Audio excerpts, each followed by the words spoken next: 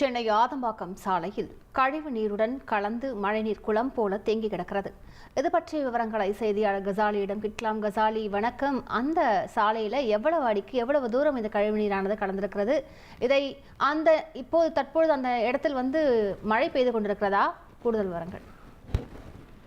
வங்கக்கடல் பகுதியில் ஆழ்ந்த காற்றுத்தழுத்த தாழ்மண்டலம் நிலவி வருகிறது. இதன் காரணமாக தமிழகத்தில் பல்வேறு மாவட்டங்களில் கனமழை பெய்யும் என்று வானிலை ஆய்வு மையம் தெரிவித்துள்ளது. இதனால் சென்னை மற்றும் சென்னை புறநகர் பகுதிகளான ஆலந்தூர், கிண்டி, மீனம்பாக்கம், ஆதம்பாக்கம் உட்பட பல இடங்களில் காலை முதலே விட்டுட்டு தற்போது கனமழை பெய்து வருகிறது. இதனால் ஆதம்பாக்கம், கக்கன் நகர், டெலிபோன் காலனி, சாஸ்திரி நகர், எக்ஸ் சர்வீஸ்மேன் காலனி போன்ற பகுதிகளில் எல்லாம் மழைநீர் சாலைகளில் தேங்கியுள்ளது. அதேபோல் அங்கு கழிவு நீரும் பாதாளச்சாக்கடையில் உள்ள கழிவு நீர்களும் வெளியேறி இந்த மழை நீருடன் தேங்கி இருப்பதால் அந்த பகுதியில் சுமார் முழங்கால அளவுக்கு மேல் தண்ணீர்கள் தேங்கி இருப்பதால் வாகன ஓட்டிகள் மற்றும் மிகுந்த சிரமத்துக்குள்ளாகின்றனர். தற்போது இந்த மழை அங்கு ஓரளவு விட்ட பிறகு அந்த சாலையில் தேங்கியுள்ள மழை நீரை அகற்றுவதற்கான நடவடிக்கைகள் எடுக்கப்படும் என்று மாநகராட்சி அதிகாரி தெரிவித்திருக்கிறார்கள்.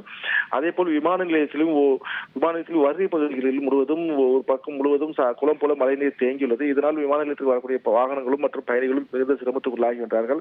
இங்கும் மழை நீரை வெளியேற்றுவதற்கான நடவடிக்கை விமான நிலைய ஆணைய அதிகாரிகள் ஈடுபட்டு வருகிறார்கள். விரிவான தகவல்களுக்கு நன்றி கசாலி.